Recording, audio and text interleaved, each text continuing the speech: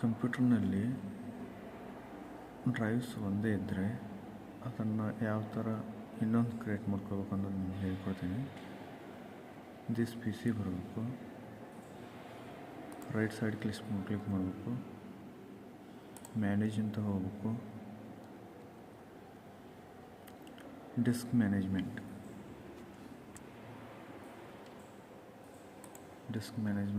ಹೋಗ್ಬೇಕು. ನಂತರ NTFS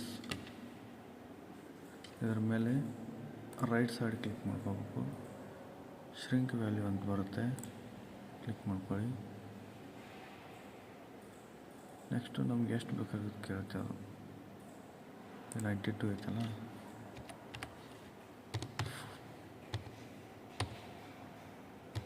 45 ಮಾಡ್ಕೊಂತೀನಿ.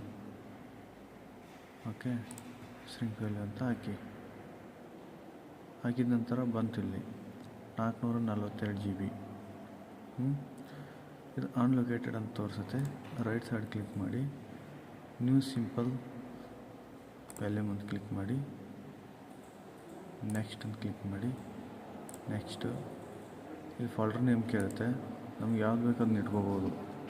ಅಂದರೆ ಡ್ರೈವ್ ನೇಮು ಯಾವ್ದು ಬೇಕು ಅದನ್ನ ಇಟ್ಕೋಬೇಕು. ನಾನು ಇವಾಗ ಇಟ್ಕೊಂಡೀನಿ. Next finish. ಇವಾಗ ಆಟೋಮೆಟಿಕ್ಕಾಗಿ ರೆಡಿ ಆಯಿತು ನೋಡಿ, ಕಾಣಿಸ್ತಾ ಇದೆಯಾ?